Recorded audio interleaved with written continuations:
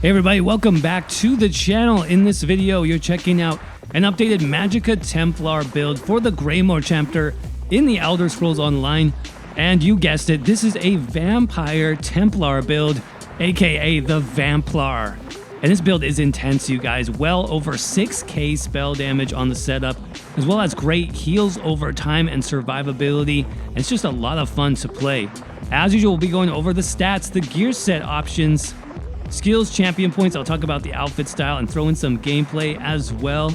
But finally, the time has come. Vampire Templar build for the Elder Scrolls Online. Let's get started. All right, everybody, here we are back on the Magicka Templar build, updated for the Greymoor chapter. This time we're taking a look at combining the Vampire skill line, the newly updated Vamp skill line, with the Templar class. And there's actually some really strong synergy when we look at this. Templars are known for their heal over time abilities, which is going to work really well with the health draining abilities that the new Vampire skills offer. So we'll check that out. Of course, this is kind of in my style of a solo PvE build, but you can definitely apply this to group PvE with a few tweaks, and then potentially even PvP, I would say, with a couple of skill changes. So we'll talk about that throughout the video. But let's go ahead and dive into the stats here. Let me make sure I buff up with my heal and then my vampire spell damage. So you can look at kind of the buff spell damage. We do have minor sorcery as well. So once that scales all the way up, we're looking at about 5k spell damage overall. And that does not include our procs, you guys. We do have multiple procs here that we are running as well. So in that case, we can get over 6k spell damage. I'll try to throw in a screenshot of that if I can. In terms of our basic stats, we have 35k max magicka, 20k max health, 10k max stamina, about 1200 magicka recovery, 57% spell critical. In terms of the defenses, we are running some shields here, and then about 22k spell resist, 20k physical resist. 64 points into max magicka because it is a Magicka Templar build. Running the blue food here, max health and max magicka. Doesn't show the effect there on the PTS, but that is what I'm running. Using the Thief Mundus as well, just for the extra spell critical chance. Vampire Stage 1, I don't feel like the extra stages are worth it at this point. Hopefully they adjust this a little bit on the PTS still in the coming weeks, but the regular ability cost increase just doesn't justify anything beyond Stage 1 right now, in my opinion, unless you want to play like a RP kind of build there. Potions, we do need to run spell power potions for the most part, unless you want to flex out some skills. You can definitely do that. And then as far as the race, a couple of really nice options. What I've picked for this particular build is going to be High Elf, just for the extra spell damage. I'm trying to stack as much spell damage as I possibly can, but the spell recharge passive is really nice too. Get that extra magicka or stamina back, whichever is the lowest. You also get the max magicka, spell damage, we talked about that. So this is really nice. In addition to getting some reduced damage while channeling, which this affects our main spammable ability on the Templar class, Puncturing Sweeps, so that's always a nice combination. If you feel like you might have some trouble sustaining the increased cost of a vampire, we do have 5% cost increase. You can also try the Breton as a race. That's going to be pretty easy as well, just for the extra cost decrease on your abilities. So I think that covers the basic setups. Let's go ahead and talk about the gear sets next. Talking about that cost increase, the first set that I decided to run just to kind of help out this build is going to be the Seducer set. And you can see this gives us some magicka recovery, max magicka, another magicka recovery bonus, and then it reduces the cost of all our magicka-based abilities by 10%. So this is a really nice cost reduction, you guys. That's going to affect all of our magic-based abilities and make it much easier to sustain on the build. Now, if you are running a Breton, you might not need this. You could run a more damage-oriented set. But since we are a vampire and we are running a lot of heal over times, our spammable heals us back, we need to maintain those skills up as much as possible. We're going to have a lot of drain, a lot of magicka drain on this build, so the cost reduction is definitely helpful. Plus, this is super easy to craft. I believe it's 3 traits, and you can just craft this on your weapons and jewelry. So what I decided here is to go with the Lightning Staff. That's going to help our Puncturing Sweeps a little bit. Sharpened on the front bar just to help with that penetration, since I'm using the Thief instead of the Lover Mundus. That's going to help my overall damage, which of course helps with healing on the Templar class. Front bar enchant is really up to you. Since I was soloing a little bit world bosses earlier today, I did put on the damage shield enchant. That just helps roll off some of that incoming damage from a boss heavy attack, things like that. You can also substitute an absorb Magicka enchant here. That'll be really great for sustain, for maybe a group DPS. That's going to help you there. For the back bar, just another lightning staff of the Seducer. This time though, you want to make sure you run infused with a spell damage enchant on the back bar. That's going to push your spell damage, like I said, over 6k on this setup when we're fully buffed. Now in terms of the jewelry, 3 pieces of Seducer on the jewels. Just max spell damage on everything, and I've crafted these in infused. Again, just stacking that spell damage as high as possible, you guys. Since we are a Templar, they're basically the best class in the game to do this because of minor sorcery. So this will help you out in terms of maximizing that damage. Speaking of spell damage, for our second 5-piece set, I went with Scathing Mage. This is newly updated as well. This comes from the Imperial City DLC. It gives you max Magicka, 2 spell critical bonuses, which is really nice. And when you deal direct damage, you have a chance to increase your spell damage by 5/16 for 5 seconds. And the effect can occur every 5 seconds. So direct damage, if you weren't aware, the Templar's main ability, Puncturing Sweeps, is now direct damage, and it will proc Scathing Mage extremely easily. So you should have a very high uptime on that 500 spell damage. And that's before all your buffs too. So this is going to shoot your spell damage up really high through the roof when that effect is active along with all of our other buffs. So again, that's just me trying to maximize the spell damage as much as possible. This is a dungeon set though, so it will take some farming, or you can use the keys to open the Imperial City treasure vault. That's another nice way to pick up this set. And I like the change that they did on this. I believe it used to proc just on critical damage. Now it's any direct damage, which is really good. So some substitutions for this if you don't want to farm it or you don't have access to this. Just any crafted set with spell damage, you guys. New Moon Acolyte would be a nice option here, though you might want to just save that if you're a Breton because you do get the cost increase of New Moon Acolyte. That might be a little tough on the High Elf, but you can definitely try it out. Another option would be Julianos. That has a pretty good spell damage bonus there as well. Last but not least, let's talk about the Monsters set. I went with the Narineth set for this build, and this has been updated for the Greymoor chapter as well. This used to add max health, but now it adds spell damage on the one piece, which is going to be really nice for a Magicka Templar. And then you can see when you deal direct damage, you have a chance to summon a Lich Crystal, does about 12k unbuffed magic damage. That is AoE as well in a small radius, and it can happen every 3 seconds. So look at the tooltip, again, direct damage. Same thing as Scathing Mage, it's going to proc off of sweeps. So again, with this setup, we'll have a very high uptime on Narineth. Now that's going to be for a more damage-focused setup. If you want to solo some harder content, then I would recommend something with a damage shield here. Either Ice Heart is going to be good for that, or the new Mother Seanet set, which also restores Magicka when the damage shield breaks. That's actually going to be very nice on this setup as well if you want something a little bit more defensive, a little bit more survivability. Again, if you want to focus on the damage side, check out Narineth. It's got a pretty nice update in the Greymoor chapter. So let's talk about weights and traits. Going with 5 light on the body, that's going to be our Scathing Mage. So light chest, waist, hands, legs, and feet, all divines. That's going to be your best in slot trait. All max Magicka, except for the chest. I decided just to boost my health over 20k on this one, so I'm running 2 max health enchants. So max health on the chest, max health on the helmet.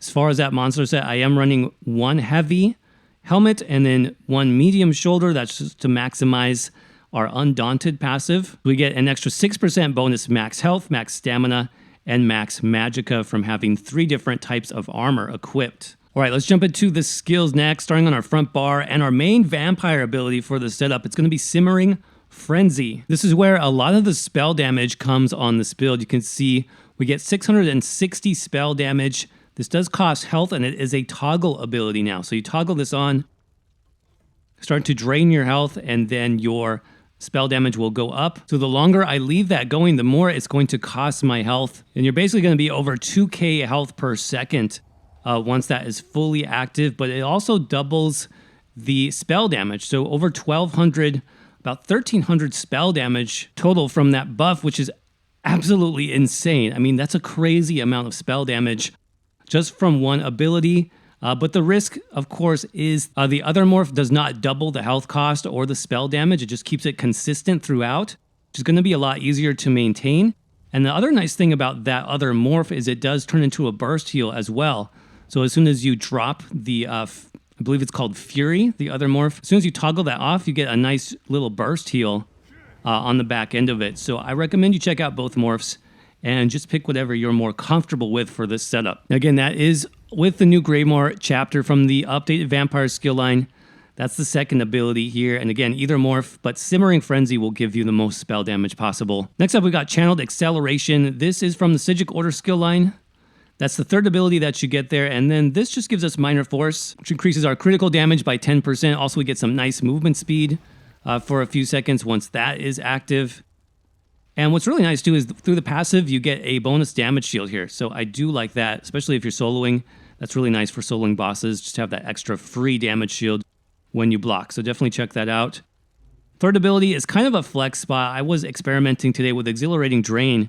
This is the new Vampire Drain ability. That is the third ability that you get. Exhilarating Drain gives you ultimate. So 4 ultimate every 1 second for 3 seconds. Damage it does is not very great.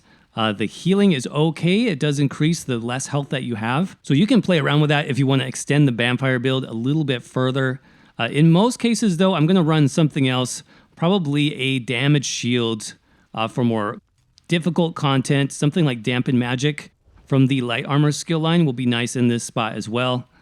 I like this morph because it does give you a larger damage shield. You can see about 12k damage shield for 6 seconds. It's going to be a really strong defensive ability. That's going to help, honestly, with the health that you're losing from Frenzy. You can make sure you shield up and then sweeps to get your health back. Speaking of sweeps, that's going to be the main spammable ability of the Vampire Templar. So, of course, that comes from Adric's Spear. It's the first ability that you get. Puncturing Sweeps is the Magicka morph, so that's what we want in this case. So it does really good damage, really good healing. You can see you heal for 43% of the damage done with this ability. And it does multiple strikes at once. So that's what's really helping to proc Scathing Mage as well as Narineth. Each hit of the Javelin has a chance to proc those. So that's really nice. Last but not least, we got Inner Light for our last regular ability that comes from the Mage's Guild skill line. This is just giving us some extra passive max Magicka. Since our sets don't have a lot of Magicka built in, I thought this would be nice just to run on the front bar. So you're not going to cast this, but you can see while slotted, your max Magicka is increased by 5%. And that also goes up a little bit higher with some of our Mage Guild passives. And we are also running Shooting Star on the front bar for the same reason, just for an extra 2% max Magicka and Magicka recovery. Now you can slot anything here, but I just like the extra passives basically. For the most part, I will not be using this. I'll be using my back bar ultimate on the setup. So swapping over to that back bar, we've got Vampire's Bane as our first ability. This is from the Dawn's Wrath skill line. That's the first ability that you get there, and this does really good damage over time. But one of the main reasons why we want to use this is through our passives. This is what's giving us Minor Sorcery. So most of you know about Major Sorcery. That's the 20% spell damage buff. You can get that from things like potions. But Minor Sorcery is pretty unique to the Templar class passives, and that's going to give you an extra 10%. So we're stacking spell damage on top of spell damage thanks to this skill. So make sure you run that in some form. Next up is going to be Blockade of Storms from the Destruction Staff skill line. That's the second ability here. I've chosen the longer morph just so I don't have to cast it. I don't have to bar swap quite as much on this setup. And this is really not for the damage. It's for the enchant that will proc from this every 5 seconds with the infused trait on our back bar staff. That's going to give us that 450, more like 600, 650 spell damage every 5 seconds. So make sure you maintain this as well. And then next up, we got Elemental Drain. This is really for solo mode in terms of helping you sustain. This is one of the best abilities in the game, actually, because it applies minor Magicka Seal to your target. So that's giving you 300 Magicka back every second when damaging them. And then Major Breach is really good as well. That reduces their spell resistance by 50 to 80. So you want to make sure this is applied to your main target. If it's a boss encounter, make sure this is on the boss at all times. Again, it's going to help increase your damage from things like sweeps, which means it also increases your heals, guys, and it also helps your sustain. So really nice ability there. Then we've got Ritual of Retribution. This comes from the Templar class line, the Restoring Light tree. That's the second to last ability here. And this is a very powerful heal over time and damage over time effect, 2 in 1 basically here, though it is kind of costly. So that's the real downside here. So you can see we're doing over 2k health and then over 2k Magicka in an AoE around us. Really large area, by the way, which is nice. We also get some nice passes for this. So I definitely recommend that ability. And then to follow that up, we're going to run Channeled Focus. That's also from Restoring Light. That's our last buff here. And this gives us major resolve. That's 50 to 80 physical and spell resistance, plus some extra Magicka restore. About 240 Magicka every 1 second, plus bonus resistances while standing in the rune. Yeah, you get a lot from this, including minor mending as well. So we'll talk about that when we get to the passives. But basically, you want both of your ground effects active. And again, that's going to really help your defenses and your heals. Now for the backbar ultimate, this is what we're going to be using the majority of the time. You have some options though. If you want to go with the full vampire build style, I definitely recommend checking out Swarming Scion. This is the new Vampire Lord ultimate, and this is kind of the Bat Swarm version, so you get 10,000 max Magicka health and stamina. You also heal for 1% of the damage done, and you get this nice Bat Swarm around you, which also does magic damage. So if you haven't seen it yet, here is what it looks like.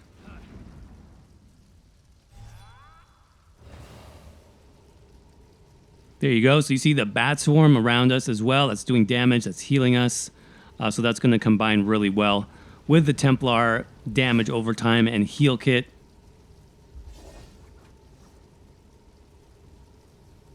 Now, of course, the damage is not the strongest in the game. So you could think about, if you really want to burn a boss down, you might want to substitute something else, something a little bit more damage focused.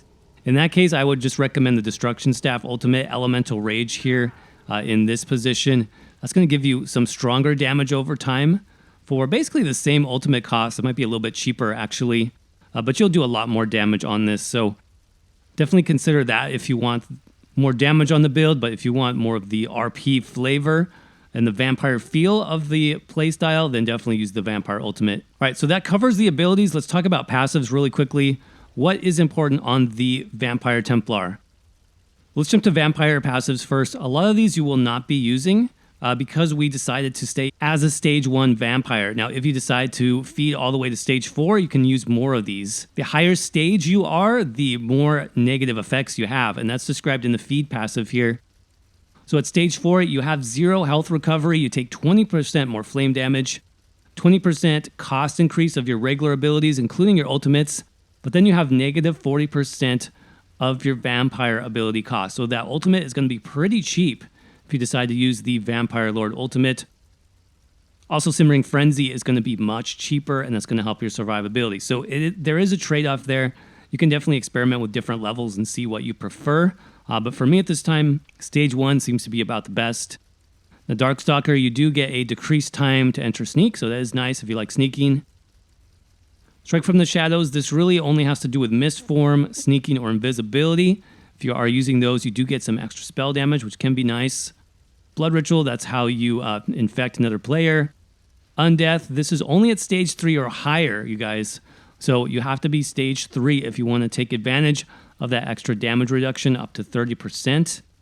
And then Unnatural Movement, this is the new Invisibility Sprint, but you do need to be all the way at stage 4 for this. So that is a pretty hefty trade-off. I don't think it's worth it on this particular build. So in terms of class passives, you're going to want all of these for the most part, especially in Adric Spear. These are your damaging passives. Piercing Spear gives you 10% bonus crit damage. Spear Wall, this gives you minor protection when you're using your main spammable, which is amazing. 8% reduced damage taken. On the Templar, don't miss that passive. Burning Light gives you some extra bonus magic damage. And Balance Warrior, not that great. We do get the bonus spell resistance, though. Now, in Dawn's Wrath, these are incredibly important. Enduring Rays is good for increasing the duration of your Dawn's Wrath abilities. Prism is nice as well for some extra ultimate. But really the best passive for this class line is going to be Illuminate. That's the minor sorcery passive we were talking about earlier. So each time you use one of these abilities, you get 10% bonus spell damage. So that's why we want to have Vampire's Bane on the back bar. But any of these abilities will proc that 10% spell damage. So make sure you're using just at least one of them. And then Restoring Spirit's not bad, actually. This reduces the cost of all our abilities, including ultimates, by 5%, so that's really good. Restoring Light, if you're solo, some of these won't be that effective. You do increase your healing if you're low health. That can be nice. Sacred Ground as well. This gives you minor mending while you're standing in your ground effects. So we talked about that. Either the ritual or the rune, that's going to give you 8% healing done. Lightweaver gives you some bonuses for your ground effects, and then Master Ritualist has to do with resurrection. Weapon passives, of course, pick up all your destruction, staff passives. Same thing with light armor. You want all of these as well. Vampire, we already talked about. Mage's Guild, if you are taking advantage of Mage's Guild on the front bar, make sure you pick up Magicka Controller, 2% bonus, max Magicka and Magicka Recovery per ability, so we do have 4% to both of those on the front bar. Sigil Quarter, we talked about this. Really, I like this mostly for the damage shield. It's called Concentrated Barrier, and this is that passive that gives you a little free bubble shield when you block, which can be really nice for negating some of that boss damage coming into you. Clairvoyance is also good. That reduces the cost of your channeled acceleration when you use that buff. Undaunted, of course, you'll want Undaunted Metal. If you're at Undaunted level 10, that gives you the bonus 6% max health, max stamina, and max Magicka. PvP, we do not need those. Definitely you want your racial skills though, and then alchemy, medicinal use to make those potions last as long as possible. Champion points, again, this is optimized right now just for soloing. You can probably tweak these slightly for greater group DPS if that's what you're interested in.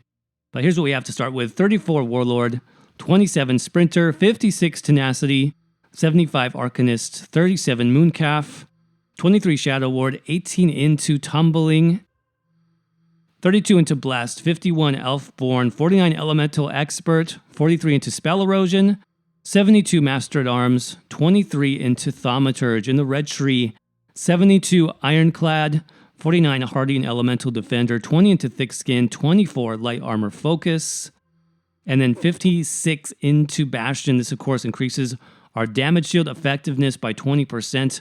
This will be even better if you're using a damage shield monster set. In terms of the outfit style, if you are interested in that particular look, under armor styles, that's going to be Light Moratong on the chest piece. Then we have Daedric legs and feet. Shoulders is going to be the Light Abba's Watch style. And then the head is actually a new style for the Greymoor chapter. This is called Ancestral High Elf. So lastly, let's just demo a quick rotation on this build. How would it work? Let's say if you're soloing a boss. Obviously, you want to start with your buffs, including your potion. We have Channeled Acceleration on the front bar. Make sure that's active as much as possible. And then Rune, Elemental Drain on the back bar. From there, you really just drop your dots. So Ritual, Wall, Vampire's Bane, Bar Swap. From here, I would then proc my Frenzy, that Vampire ability, and then just go into Sweeps modes. Because at this point, I have all of my heal over times active.